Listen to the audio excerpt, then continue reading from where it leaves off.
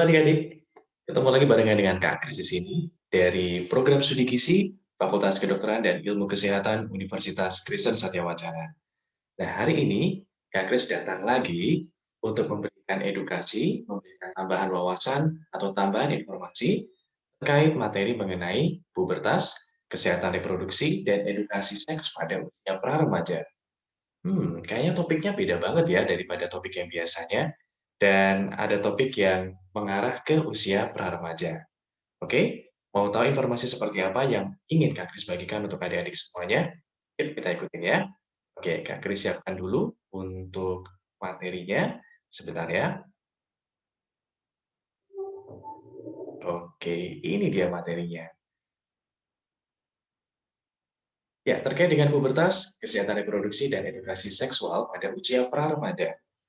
Nah, adik-adik semua yang saat ini sedang menyaksikan tayangan video ini, tentunya sedang berada pada usia tahapan pra-remaja. Nah, yang menjadi pertanyaan itu adalah, usia pra-remaja itu usia berapa sih sebenarnya? Ya, usia pra-remaja ada yang menyebutkan usia 10 sampai 12 tahun. Ya, dan usia remaja adalah usia 12 sampai 16 tahun. Nah, usia pra-remaja atau usia remaja ini berarti kalian sedang berada pada masa atau fase tumbuh atau tumbuh menjadi dewasa. Nah, usia pra-remaja ini atau usia remaja merupakan masa peralihan dari usia anak-anak menuju ke dewasa. Tapi ingat, kalian belum sepenuhnya dikatakan dewasa ya. Jadi masih pada masa peralihan. Nah, pada masa peralihan ini terjadi beberapa perubahan diri atau yang kita sebut sebagai masa pubertas atau akil balik. Nah, apa sih yang dirasakan oleh adik-adik semua yang masuk pada tahapan pra-remaja ini? Tentunya akan ada perubahan fisik, perubahan biologis, perubahan secara psikis, atau yang berhubungan dengan emosi ya, kemudian juga perubahan. Nah, seperti apa sih bentuk perubahannya? Yuk kita lihat bareng-bareng ya. Nah, perubahan psikis, sosial, fisik, dan biologis ini bermacam-macam, ya. Tetapi kita semua, bahkan dulu Agri juga pernah mengalami ini ya. Kalau perubahan psikis ini berhubungan dengan sesuatu yang kita rasakan, sesuatu yang kita pikirkan misalnya, berhubungan dengan hal-hal yang sifatnya emosional. Kalau sosial, bagaimana kita berinteraksi dengan orang-orang di sekitar kita, teman-teman kita misalnya. Kemudian ada perubahan secara fisik. Ya, untuk badan yang masih anak-anak begitu ya, kemudian semakin lama semakin mengalami perubahan. Yang menjadi bertambah tinggi, badannya menjadi lebih besar misalnya, dan berbagai kenampakan fisik lainnya yang nanti Kak Kris akan coba jelaskan juga. Dan terutama ada perubahan biologis, karena pada masa pubertas ini akan terjadi perubahan-perubahan hormonal di dalam tubuh. Oke, kita lihat ya. Nah, apa itu pubertas? Ya, pubertas ini adalah masa transisi atau perubahan dari anak-anak menjadi tahapan dewasa. Dan untuk tahapan pubertas ini, tadi ya, ada perubahan-perubahan tertentu yang yang menunjukkan bahwa memang kalian mengalami pertumbuhan dan perkembangan itu. Nah, apa-apa saja sih tanda-tanda pubertas itu? Kalau pada pria dan wanita agak berbeda ya, meskipun sama-sama memiliki perubahan. Kalau pada anak perempuan, nanti wajahnya menjadi cenderung berminyak ya, dan akan muncul jerawat. Ya, jerawat ini juga akan ada pada anak laki-laki, anak perempuan.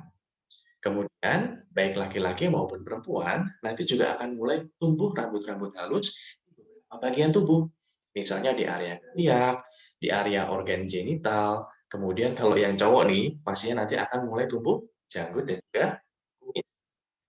Kalau pada anak perempuan, nanti akan mulai muncul payudara. Ya, jadi area dada kalau pada wanita, pada anak perempuan, nanti akan mulai membesar, diiringi juga dengan area pinggul yang juga membesar, dan kalau pada anak perempuan akan mengalami yang namanya menstruasi atau haid.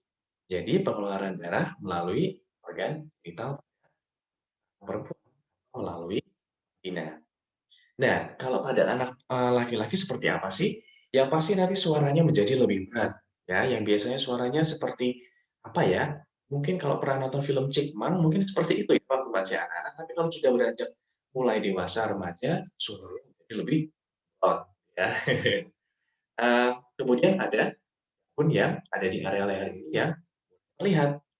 Nah, area genital, area penis pada anak laki-laki mulai memanjang, area testikel yang ada seperti bolanya itu loh, yang ada di bawah area penis, itu nanti akan semakin membesar. Nah, kalau ini tanda-tanda pubertas, anak laki-laki dan anak perempuan. Nah, seiring dengan pubertas ini juga harus diimbangi dengan beberapa hal yang harus kalian lakukan ya untuk menjaga kesehatan organ reproduksi dan menjaga kesehatan diri supaya tetap sehat. Apa saja? Nah, ini ada beberapa hal ya, nanti adik-adik bisa terapkan. Tetap harus rajin berolahraga, harus tidur dengan cukup, maksimal 8 jam per hari misalnya, kemudian melakukan pemanasan, mengkonsumsi makanan yang lebih sehat, yang mengandung serat seperti buah dan sayur, rajin mencuci muka, karena kalau tidak rajin mencuci muka nanti bisa jerawatan ya. Kemudian menggunakan deodoran atau parfum, karena apa? Karena pada saat terjadi ada perubahan hormonal, akan memunculkan bau badan, gitu ya. Nah, untuk menguranginya bisa menggunakan deodoran atau parfum. Jangan lupa minum air juga yang banyak ya, air mineral, gitu ya. Dan jangan coba-coba untuk mengkonsumsi minuman beralkohol atau coba-coba untuk merokok, terutama untuk anak laki-laki ya. Karena apa? Nanti akan membahayakan tubuh, ya. Nah, perubahan apa sih yang terjadi secara sosial? Nah, semasa usia pra-remaja atau remaja, kalian akan lebih senang berkumpul dengan teman-teman, senang untuk bersosialisasi, kemudian menjadi lebih ingin memperhatikan penampilan diri sendiri, lebih stylish, lebih bergaya, ya. Ikutin fashion misalnya. Nah, mengidolakan tokoh tertentu, entah K-pop misalnya, atau mungkin tokoh-tokoh idola yang lainnya. Kemudian, ada ketertarikan dengan lawan jenis. Nah, ketertarikan dengan lawan jenis ini yang nanti juga akan Christine sampaikan terkait dengan edukasi seksual pada pra-remaja. Hubungannya nanti ya. Oke, kemudian secara psikis, kalian akan cenderung emosinya apa ya, berubah-ubah, kadang senang, kadang sedih, tiba-tiba marah, tiba-tiba bingung, tiba-tiba cemas, begitu ya.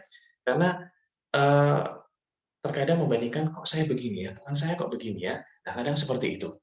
Nah, terkadang juga punya pemikiran sendiri, kadang juga orang tua bilang, "Dek, nggak boleh gitu." Terus tiba-tiba, "Enggak ah, mama nggak tahu."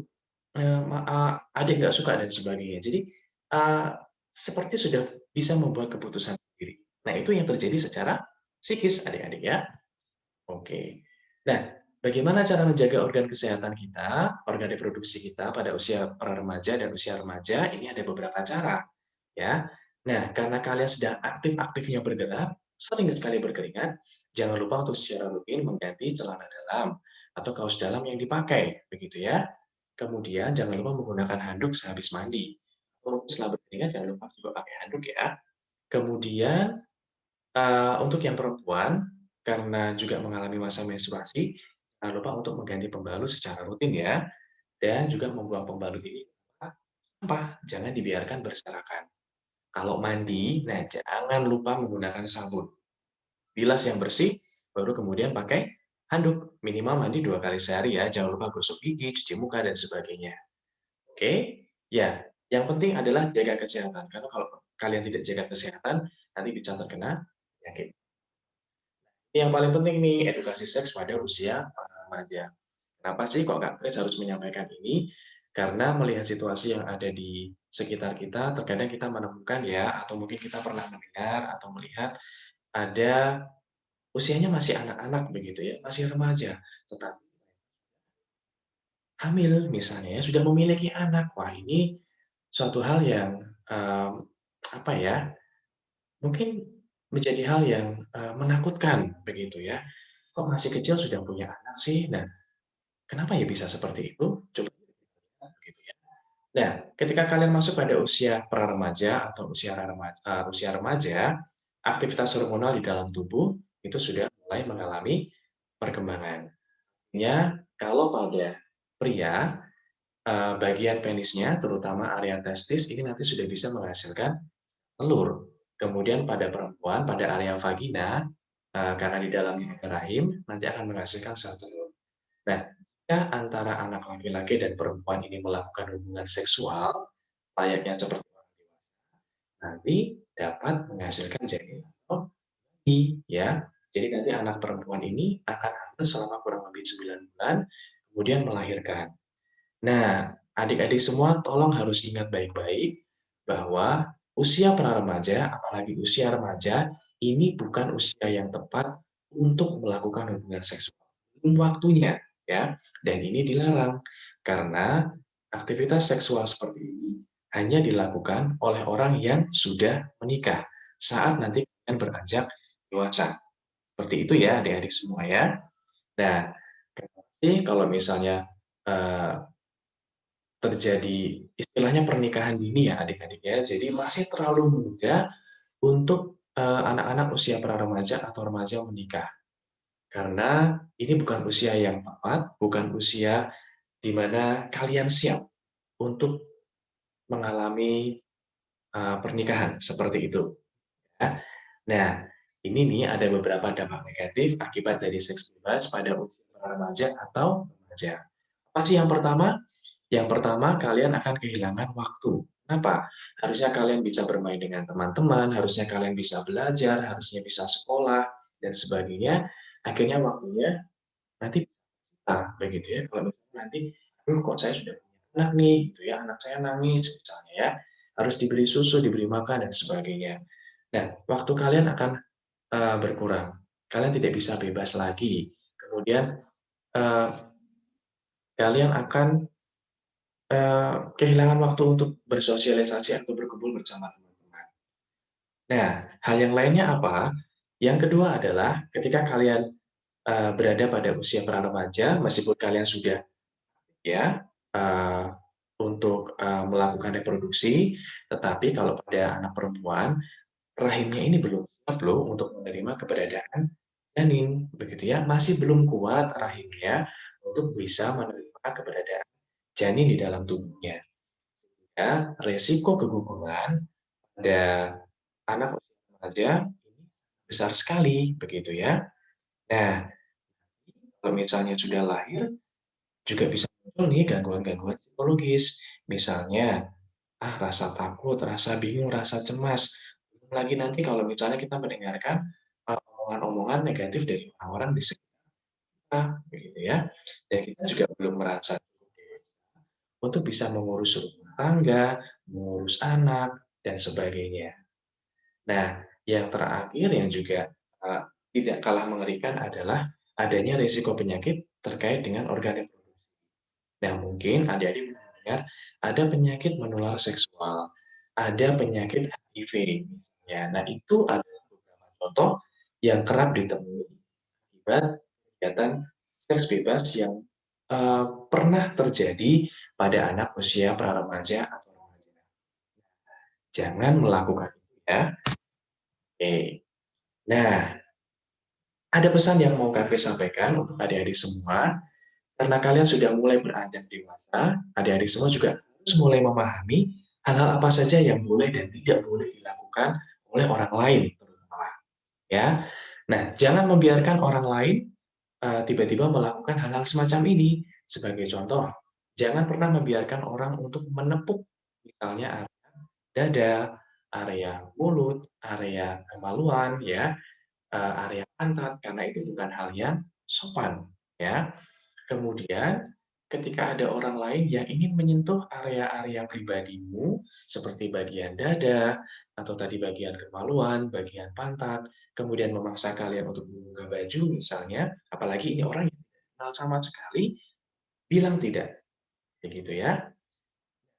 Kalau misalnya ada orang yang memaksa untuk melakukan hal yang tidak pantas, harus lari. Kalau perlu berteriak, ya, minta bantuan orang lain, begitu ya. Nah, kalau misalnya lagi sakit diperiksa dokter, ya boleh, tapi tetap didampingi oleh orang tua ya, begitu. Nah, karena kalian sudah beranjak dewasa, berarti sudah bisa mandi sendiri ya, jadi tidak perlu dimandikan oleh ayah atau ibu. Oke? Nah, jangan ragu untuk bertanya kepada orang tua, kepada ayah, kepada bunda, kepada ibu, ya, atau kakek, nenek, atau anggota keluarga yang lain, atau bahkan guru, baik guru di sekolah ataupun guru di PLN. Kalau misalnya ada hal yang membuat kalian bingung nih seputar organ reproduksi, seputar seksualitas, kemudian seputar pubertas dan sebagainya. Kak Kris yakin pasti mereka semua akan membantu dengan senang hati. Nah, ada satu ayat dari firman Tuhan yang mengingatkan kita untuk selalu menjaga diri, ya, menjaga kekudusan kita seperti yang ada di 1 Petrus 1 ayat 14 sampai 15. Ya, Tuhan sudah memberikan kita sebuah kehidupan, Tuhan sudah memberikan kita hikmat, jadi tolong gunakan itu. Kita juga tetap bagi hawa nafsu atau hal-hal yang tidak berkenan, hal-hal yang dilarang oleh Tuhan. Sekian dulu informasi yang bisa Kak Kris bagikan atau sharingkan kepada adik-adik semua. Tetap menjaga diri, tetap jaga kesehatan, dan selalu berdoa dan ingat firman Tuhan untuk menjaga diri dari hal-hal yang negatif. Oke? Cukup dari Kak Kris, sampai ketemu lagi. Tuhan Yesus memberkati.